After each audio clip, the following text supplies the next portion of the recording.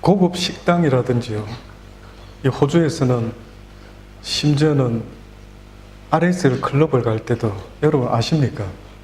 그 들어갈 수 있도록 들어가기 위해서 옷도 그렇죠? 옷과 신발과 모든 게 이렇게 원하는 조건이 있습니다. 근데 여러분 주일날 우리가 와서 하나님 앞에 선다 할 때에 마찬가지로 조건이 있습니다. 많은 사람들이 아직도 잘 모르는 경우가 있는데 그게 뭐냐면 그냥 와서 이렇게 앉아 있기만 하면은 예배 드리는 걸로 이렇게 생각하는 분들이 있어요. 저는 여기 앉아서 미리 와서요 계속 기도를 합니다. 제가 개인적으로 기도하는 기도는 이런 게 있습니다. 하나님, 은혜를 베풀어 주십시오. 하나님, 하나님의 말씀을 전할 때, 들을 때에, 찬양할 때에 내 심령 속에 감동이 있기를 원합니다. 하나님이 부어주시는 그 은혜로 말미암아 내 마음이 뜨겁기를 원합니다. 이런 기도가 있습니다. 여러분, 언제 하나님의 말씀을 들을 때 은혜를 받고 언제 찬양을 들을 때 눈물이 나는 그 적이 있었습니까?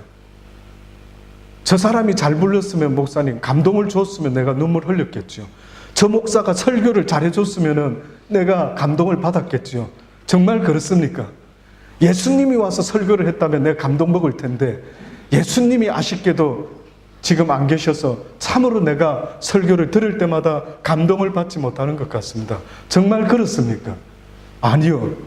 어떻게 보면 하나님이 지금도 우리에게 요구하시는 것은 네가 뭘 갈망하느냐, 뭘 사모하느냐, 지금 이 시간에 무엇하러 왔느냐, 이 예배 시간, 이 짧은 한 시간 앉아 있는데 지금 너는 무슨 생각하면서 앉아 있느냐라고 물어보신다면요, 여러분 할 말이 있어야 되는 겁니다. 사랑하는 여러분, 나를 변화시키고 움직일 수 있는 것은 하나님의 은혜가 임할 때, 하나님의 은혜로 감동 먹을 때 내가 변화되기 시작하는 겁니다. 그래서 우리는 야, 나 감동 먹었어. 야, 나 너 말에 감동 먹었어. 그래요. 그 감동 먹고 나니까 내가 움직이기 시작하는 거예요. 그 전에 내가 조금도 태도가 바뀌지 않았던 내 삶의 태도가 이제는 당신이 나에게 감동을 줌으로, 감동 먹었으므로 이렇게 바뀌기 시작한다라고 그렇게 말을 하게 되는 겁니다. 그러니 여러분, 이 시간에는요, 그 어떤 것도 생각해서는 아니 되고요, 오직 하나님만을 바라보고 저 앞에서 목사의 입을 통해서 하나님, 나에게 은혜를 베풀어 주시옵소서, 내가 사모하나이다 라고 하는 그 은혜가 있게 되기를 간절히 주의 이름으로 축원합니다. 인생을 자기 노력으로 사는 사람이 있는가 하면요, 주님의 은혜로 사는 사람이 분명히 있습니다. 아직도 자기가 노력해서 애를 써서 내 인생이 사라지는 줄로 알고 있지만은요, 그거는 착각입니다. 내 인생의 시작은 내가 시작한 게 아니기 때문에 그렇습니다. 나의 인생의 시작은 나를 지으신 전능자 하나님으로부터 시작이 되었다라는 것을 성경이 선포를 해주고 있는 것입니다. 이것은 내가 믿을까 말까의 문제가 아니에요. 이것은 하나님께서 이 세상을 창조하시고 나를 지으셨다라고 선포하시면서요, 너의 인생들아, 너희 스스로 살아갈 수 있는 힘과 능력이 너희에게 있는 것이 아니다라고 말하는 겁니다. 하나님은 지금도 우리에게 말씀해 주고 싶은 것은 내가 너희를 돕도록 내가 처음부터 너희를 지었다. 그래서 너희가 벌거벗고 있었으나 부끄러워하지 아니했다라는 것이 무슨 뜻인 줄 같으냐라고 물어보시는 겁니다. 인생은 자기 노력으로 살 수가 없습니다. 모든 것이 하나부터 열까지 그분의 은혜가 아니면 도무지 살아갈 수 없는 것이 바로 이 세상입니다. 그 어떤 것도 내가 할 수 없어요. 내가 심장이 안 아프고 싶다고 아무리 애를 써도 그럴 수도 없는 겁니다. 내가 교통사고 당하지 말아야지 아무리 애를 써도 그럴 수가 없는 거예요. 뉴스를 볼 때마다, 한국에서 들려지는 뉴스를 들을 때마다 가장 저는 안타까운 게요, 교통사고로 왜 그렇게 많은 사람이 죽어가는지. 엊그제 또 젊은 경찰이 그죠? 뭔가 이렇게 어떤 차량을 세워놓고 뭐를 조사를 했는지 뭐를 하고 있었는데, 돕고 있었는데 세상에 과속 차량이 와가지고 그 경찰을 치어서 죽여버리고 말았습니다. 그냥 그 키로가 60km였나요? 70km. 그 키로를 지키죠. 막 100km 가까이를 달렸던 모양입니다. 나의 그 한 번의 그 실수가요, 한 가정의 남편을 죽여버렸더라고요. 사진이 나와서 얼굴을, 영정사진을 보는데 인물도 왜 그렇게 좋은지, 왜 그렇게 아까운지, 왜 그렇게 억울한지. 어떻게 할 겁니까? 그 아이들은 평생을 아빠를 잃어버리고 살아가야 될 그 아이들을 생각하면 누가 책임을 져야 될까 싶을 정도로 도무지 그 사람은 죽고 싶어서 죽었겠습니까? 이 세상에서 살아가는 모든 것은요, 하나님의 은혜가 아니면은 살 수가 없다라는 것이 저와 여러분이 공감하고 고백해야 되는 믿음의 모습이라는 것을 잊지 마셔야 됩니다. 성경에서는 믿음 이야기, 순종 이야기가 나옵니다. 근데 많은 사람들이 믿음과 순종이 따로따로 분리되어 있는 것 같지만은요, 그렇지 않습니다. 나에게 믿음이 있다라고 한다면 그것은 곧 순종으로 나타나야 됩니다. 내가 순종한다는 것은 곧 나에게 믿음이 있다라는 증거가 되는 것입니다. 이 믿음과 순종은요, 곧 하나님에 대한 사랑으로 나타나게 되는 겁니다. 이것이 따로 되어 있는 게 아니고 다 연결이 되어 있는 하나님의 말씀입니다.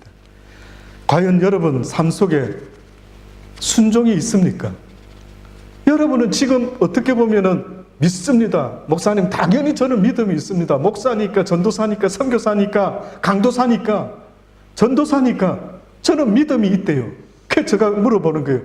그대가 정말 믿음이 있습니까? 그러면 그대의 믿음을 보여달라는 거예요. 다시 말하면은 하나님의 말씀에 얼마나 순종하고 있는지를 보여달라고 말하는 겁니다. 근데 보니까 하나님의 말씀에 순종하는 것은 전혀 없어요.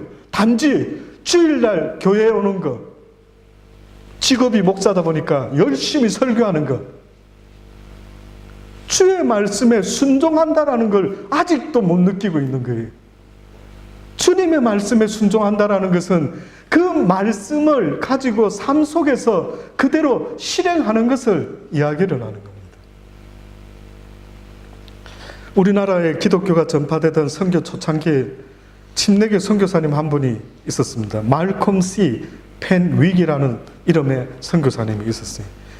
어느 날 그분이 우리 한국에 와서 이제 제자들이 생기기 시작했는데 어느 날 제자들을 모아가지고요, 명령을 하나 합니다. 무를 주면서, 하나씩 주면서 이거를 각자 집 마당에다가 심으라는 겁니다. 근데 이 무를 갖다가 심는데 뿌리 이렇게 잎이 난 부분이 있죠. 이 부분을 땅속으로 심으라는 거예요. 그러니까 그 명령을 받은 사람들이 생각이 각자 좀 갸우뚱합니다. 저 선교사님이 우리나라에 와서 무를 처음 보고 잘 몰라서 그러나 이걸 어떻게 땅으로 심지? 그 모두가 생각하면서요, 거의 대부분의 사람이 아마 저 선교사님이 말을 잘못했겠지, 무를 그렇게 심는 게 아니라 이 무 쪽을, 뿌리 쪽을 땅에 심으라 이 말이겠지, 이렇게 자기들이 각자 해석을 합니다. 그래서 자기들이 해석한 대로 마당에다가 그렇게 심었어요. 이제 선교사님이 어떻게 심었나 이렇게 보는데 모두가 다 그렇게 심어놨는데 한 사람만이 선교사님 시키는 대로 잎이 땅속으로 들어가도록 심었던 거예요. 근데 같이 이렇게 다니면서 보던 그 사람들이요, 제자들이 그렇게 심은 집에 가서 오히려 웃는 겁니다. 저 사람 저런 융통성이 없어. 선교사님이 설마 그렇게 말했겠어? 저걸 제대로 심었어야지 어떻게 고지고대로 저렇게 하는 거야? 라고 이야기를 하는 겁니다. 근데 오히려 그 펜윅 선교사님이요, 바로 그 집에서 그분에게 칭찬을 하는 겁니다. 여러분, 내가 무 심는 법을 몰라서 그렇게 시킨 것이 아니라 여러분들이 얼마나 순종하는가, 순종하지 않는가를 보기 위해서, 그래서 또 그것을 가르쳐 주기 위해서 여러분에게 그렇게 시킨 겁니다.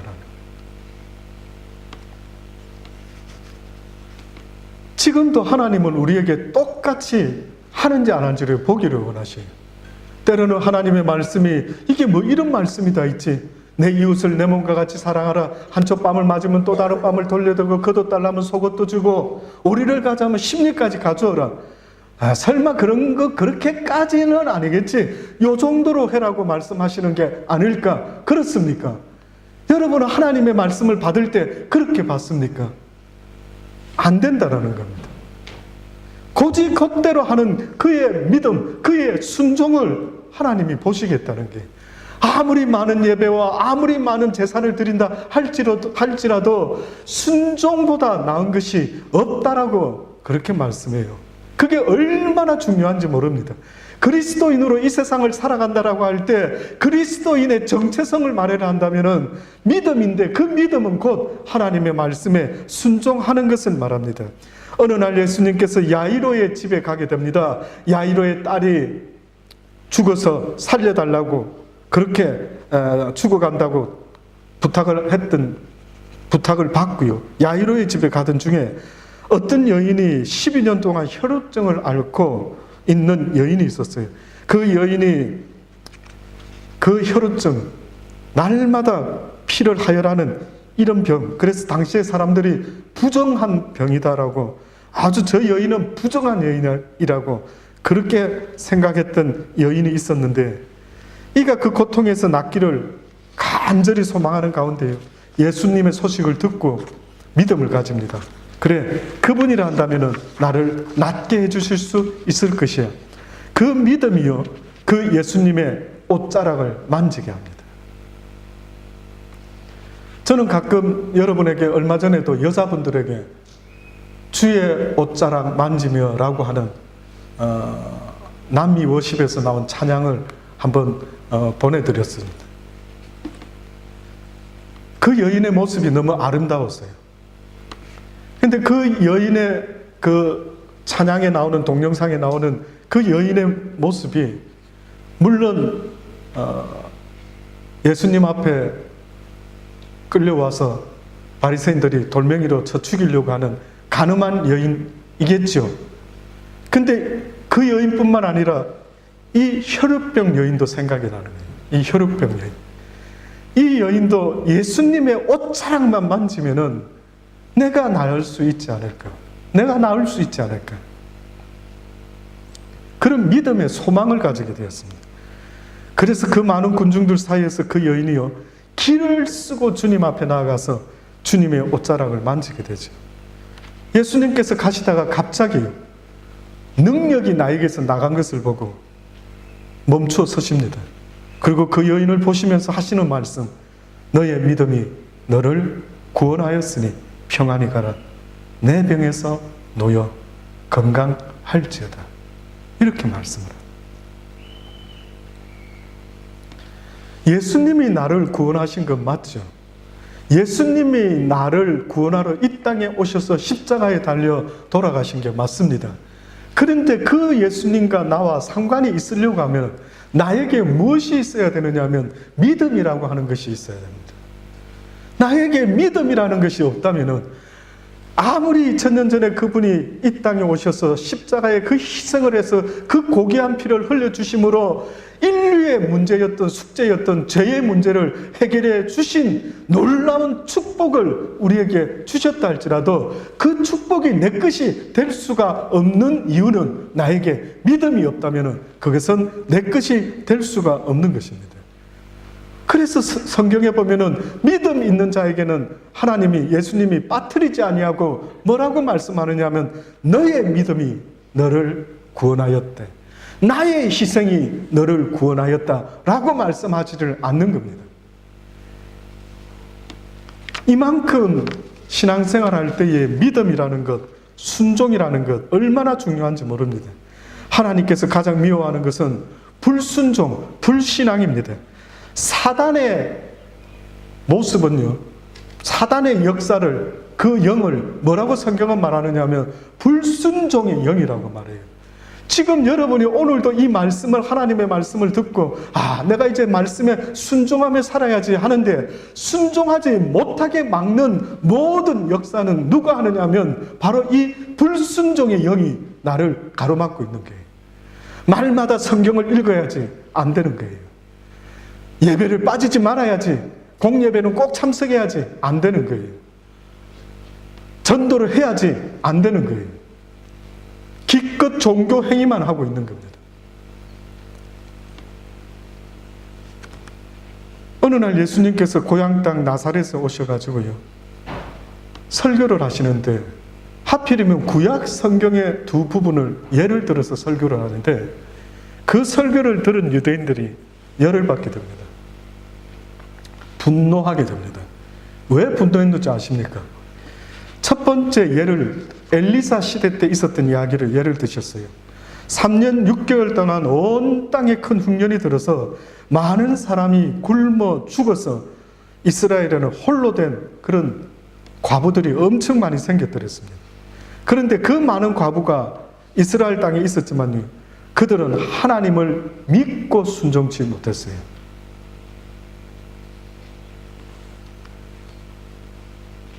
하나님께서 그들에게 도움을 베풀지 않고 은혜를 베풀지 않으시고요, 이스라엘 사람이 아닌 이방 여인 사렙다 과부라는 여인에게 그 당시 엘리야 선지자를 보냅니다. 엘리야 선지자는 하나님의 명을 받고 사렙다 과부의 집에 가봅니다. 가보니까 그곳에 이 여인이 있는데요, 보니까 나무를 줍고 있는 거예요. 그래서 엘리야가 그녀에게 말합니다. 가서 나를 위하여 빵을 만들어 물 한 사발과 함께 내게 좀 갖다 달라고.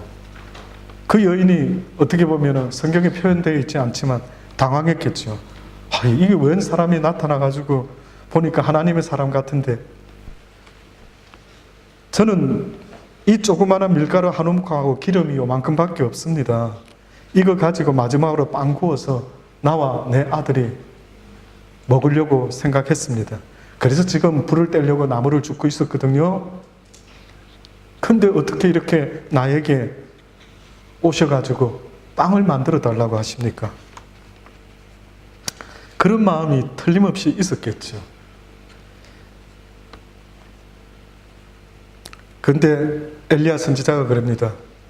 그것은 당신 마음대로 하려니와 먼저 가서 당신이 그 밀가루와 기름으로 빵을 만들어서 내게 가지고 오시오. 또한 물 한 사발을 가지고 오시오. 그러면 이 가뭄이 지날 때까지 당신의 밀가루통에 밀가루가 떨어지지 아니하고 기름병에 기름이 마르지 아니할 것이다. 믿든지 말든지 자유겠지만 이 여인은 믿었습니다. 그래서 그 밀가루 한 움큼으로 빵을 만들어서 기름과 함께 이 선지자에게 대접을 했어요. 그랬더니만 그 여인이 3년 반 동안 모든 사람들이 굶어 기근 가운데 죽어 쓰러지는데 이 여인의 가정에는 조금도 마르지 아니하고 그렇게 살게 되었다라는 이야기입니다. 예수님이 설교를 이걸 하고 계시는 거예요. 유대인들이 들었을 때 기분이 어땠을 것 같습니까? 아주 열받는 이야기입니다. 열받아요. 만약에 제가 여러분에게 믿음을 좀 가지세요. 어떻게 그렇게 믿음이 없습니까? 이렇게 말하면 여러분 가운데 틀림없이 열받는 사람이 있죠. 목사님 무슨 말입니까? 지금 나한테 어떻게 그렇게, 내가 교육자인데, 내가 집사인데, 내가 장로인데 어떻게 나한테 그런 설교를 하십니까? 열받겠죠. 그 열받아라는 겁니다. 돌아봐라는 거예요. 네 모습 좀 봐라는 거예요. 하나님께서 너희는 하나님을 잘 아는 지식과 지혜가 있었는지 모르겠지만 순종하는 믿음이 없었기 때문에 그 누구도 하나님의 은혜를 받지를 못했다라는 거예요. 여러분, 순종하지 못하는 은혜는 눈물이 없는 믿음의 생활이에요. 은혜를 못 받는 거예요. 감동이 없는 거예요. 저는 가끔 어떤 교회가 자기들 교회를 선전할 때에 감동이 있는 예배 일어났더라고요. 무슨 감동을 말합니까? 말씀을 듣고요, 은혜를 받았다라는 것은 이제는 내가 하나님 내 뜻대로 살지 아니하고 하나님의 뜻대로 사는 인생이 되겠습니다라고 결심하는 그 모습이 성경에는 은혜 받은 자의 모습이다라고 말해요. 그렇게 결심한 적이 언제 있었는지 주님이 말씀하는 겁니다. 여러분, 그렇게 결심하면 무슨 유익이 있느냐고요? 하나님이 지켜보호하신다라는 거예요. 어떤 어려움과 두려움과, 저는 지금 이 신장 때문에 늘 날마다 매일같이 9시간의 투석을 하고 있습니다. 매일 저녁에 생각합니다. 생명에 대해서. 하나님, 오늘도 내가 하루를 살았습니다. 오늘도 이제 마무리를 하네요. 또 내일의 삶을 연장시키기 위해서 오늘 또 이렇게 9시간의 투석을 합니다. 많은 사람들이요, 아유, 목사님 안 됐네요, 안 됐네요. 그런데 저는요, 처음에는 잠깐 당황스러웠지만은 지금 생각해보니 하나님의 은혜가 참으로 크다라고 깨닫고 있습니다.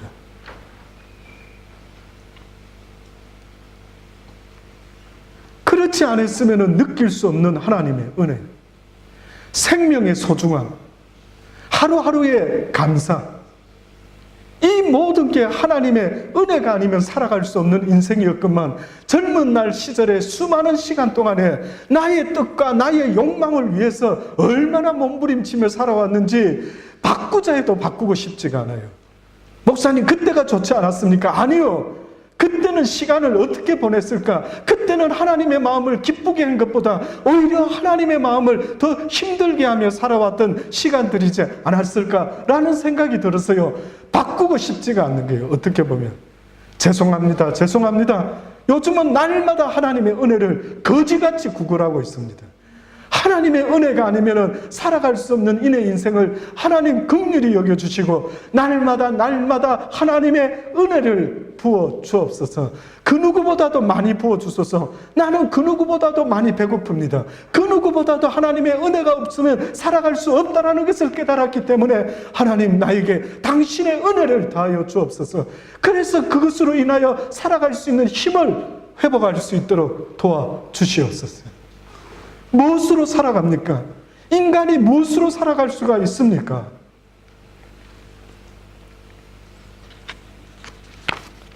머리로만 예수를 믿고 있는 그들이 너무나 안타까우셔서 하나님은, 예수님은 이렇게 설교를 하시고, 또 그래도 못 알아듣는 것 같아서 또 한 설교를 더 하셨죠. 엘리사 시대에 이런 일이 있었단데, 이스라엘에 많은 문둥병자가 있었지만은 그 누구 한 사람도 고침을 받지 못하고 오히려 이스라엘을 침략했던 원수의 나라 수리아의 한 장군 나만의 이야기를 합니다. 수리아의 한 장군 나만이라고 하는 자의 장군이 있었는데, 그 장군의 이야기가 어떤 이야기였느냐 하면요, 그는 장군이었지만 문둥병이 있었어요. 이스라엘을 침략하여 포로로 잡아온 어떤 어린 이스라엘의 소녀가 어느 날 주모에게 이렇게 말합니다. 아, 저 문둥병이 든 우리 장군님을 보니 너무 안타깝습니다. 우리 주인께서 이스라엘에 가서 엘리사라고 하는 하나님의 선지자 앞에 설 수만 있다면 좋겠는데, 왜냐하면 엘리사가 기도하면은 우리 주님의 문둥병 정도는 틀림없이 나올 수 있는데, 엘리사가 아무리 능력이 있다 해도요, 여러분 아셔요? 그 이야기를 들은 나만의 믿음이 없었다면 전혀 역사는 일어날 수가 없습니다. 지금도 똑같아요. 왜 하나님이 우리 아이에게, 나에게 능력이 일어나지 않습니까? 라고 물어보신다면 먼저 당신에게 이 믿음이 있는지를 저는 물어보고 싶은 거예요. 예수를 믿는다라는 것은 교회만 다니는 것이 아니라 이 믿음이 내 마음에 있어야 되는데요.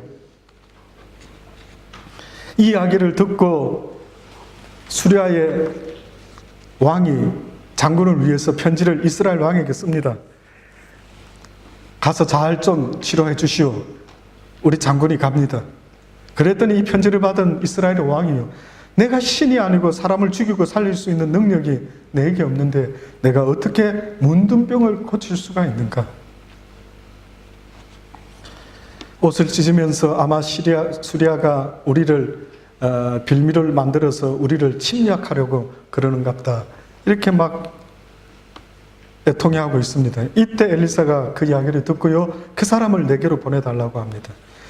그래서 그 사람이 이제 드디어 나아만 장군이 엘리사를 찾아옵니다.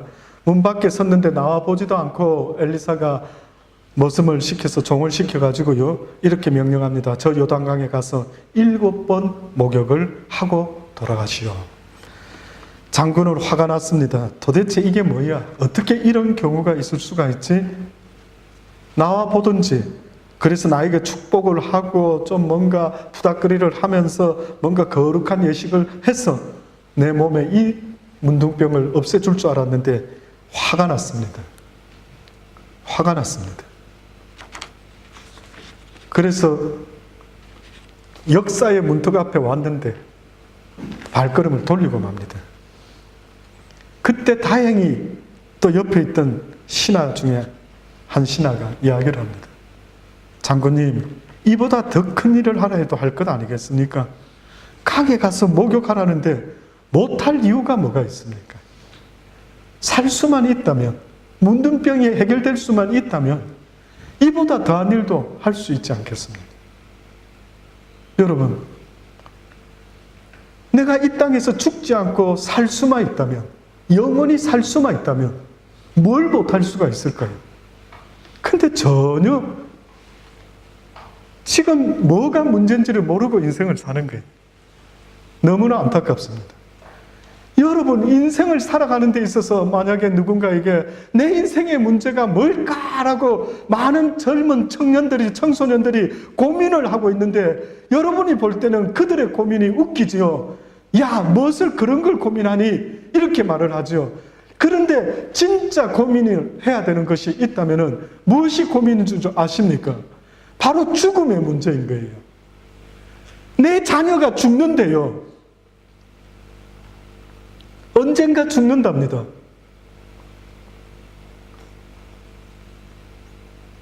와닿지 않으십니까? 내 이렇게 사랑하는 내 딸이, 내 아들이 언젠가 이렇게 살다가 죽는답니다.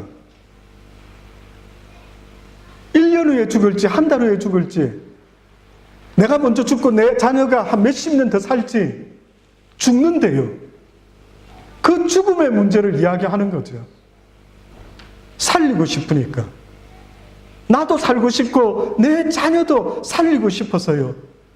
그래서 지금 이 나만 장군에게 이 신하들이 살고 싶지 않으셔요. 장군님, 문둥병을 치료하고 싶지 않습니까? 그렇다 한다면은 이까짓 게 뭡니까? 7번이 아니라 70번이라도 해라고 하면 하면 될 것 아닙니까? 많은 사람들이 하나님의 말씀에 순종하는 것을요, 그냥 단지 해도 되고 하지 않아도 되는 선택사항으로 알고 있어요. 그렇지 않습니다. 하나님은 계속해서 말씀하고 있는 겁니다. 그래서 여러분,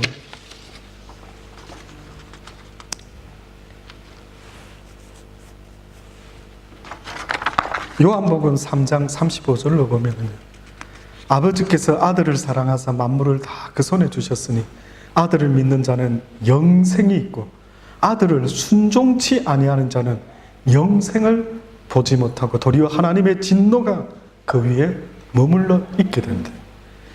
아들을 믿는 자는 영생을 얻고 아들을 순종치 아니하는 자는 영생을 보지 못한다 했어요. 무슨 이야기인 줄 아시겠습니까? 결국은 아들을 믿는다라고 하는 것은 곧 아들의 말에 순종하는 자를 이야기하는 것입니다. 순종하지 못하는 자는 영생이 아니라 하나님의 진노가 그 위에 머무르게 된다라고 말해요.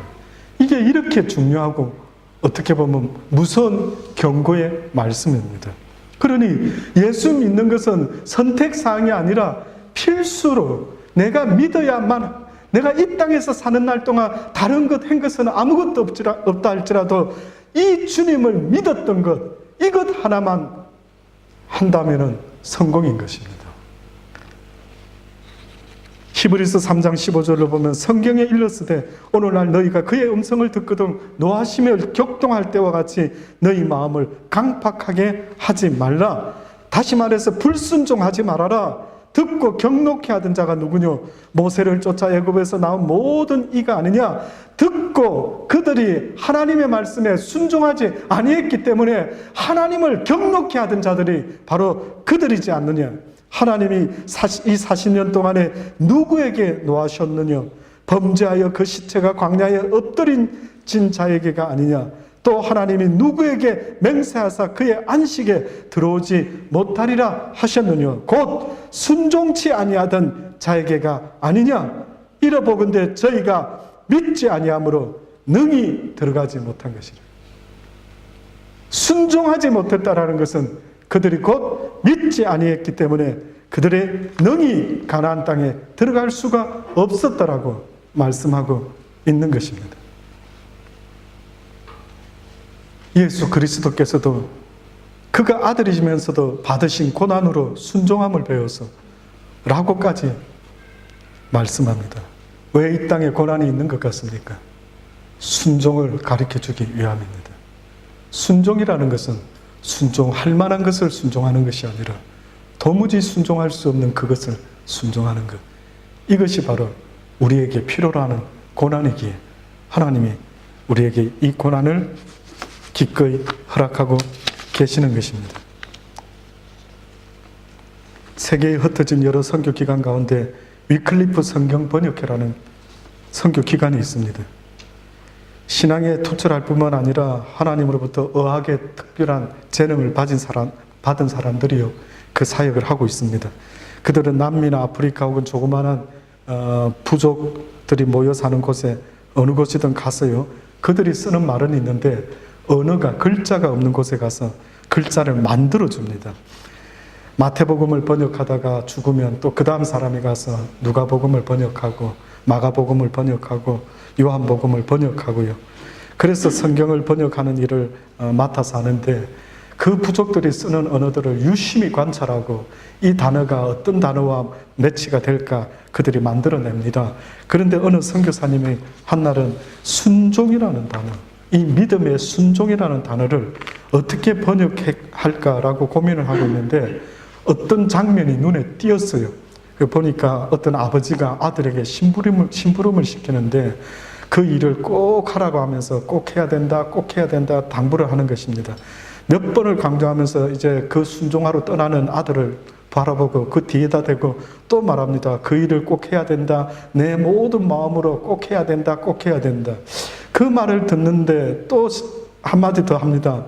내 마음을 나누지 말라. 나누지 말고 꼭 그 마음을 가지고 한 마음만 가지고 아빠가 말한 거 그거 순종해라 말하는데 이 세 가지 표현을요 묶어가지고 아 이렇게 하면 되겠구나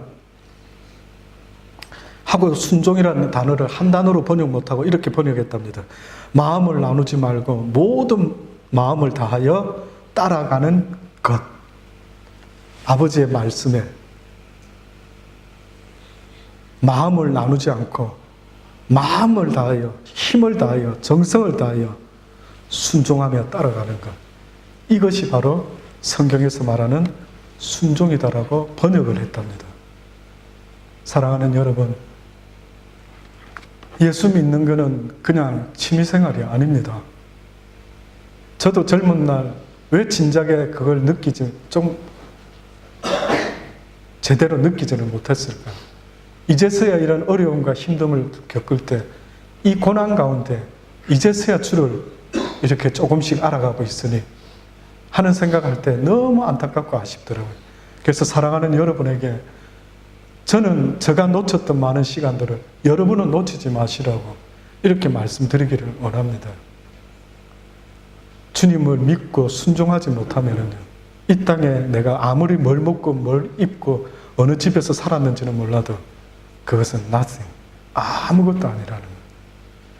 그것이 와닿을 수 있는 은혜가 있기를 바랍니다. 그래서 이제는 살아가는 날 동안 우리 아이들에게도 공부 잘해라도 중요할 수 있지만 내 자녀를 살리기를 원하신다면 너와 네 가정을 위하여 자녀를 위하여 울으라고 말씀하신 그 주님의 말씀처럼요, 이들에게 주의 말씀에 순종하는 법을, 그 믿음을 가르쳐 주실 수 있는 복된 여러분 가정 다 되실 수 있기를 간절히 주의 이름으로 축원합니다. 기도하십시다. 참으로 좋으신 아버지 하나님, 그렇습니다. 혹시나 아직도 이 중요한 것을 잊어버리고 종교 행위의 삶을 살아가고 있지는 않는지 주님 돌아보기를 원합니다. 혹시나 사역에, 목회에 매달려서 삶을 잃어버리는 어리석은 자가 되지는 않는지 아버지 늘 돌아볼 수 있는 은혜를 더하여 주옵소서. 그래서 사는 날 동안에 영원한 생명, 영생 늘 주시기를 원했던 그 천국 우리가 얻을 수 있도록 이 땅에서부터 생명의 삶을, 영생의 삶을 살아갈 수 있는 복된 믿음의 삶을 우리 모두가 살아갈 수 있도록 은혜 베풀어 주옵소서. 예수님의 이름으로 기도합니다. 아멘.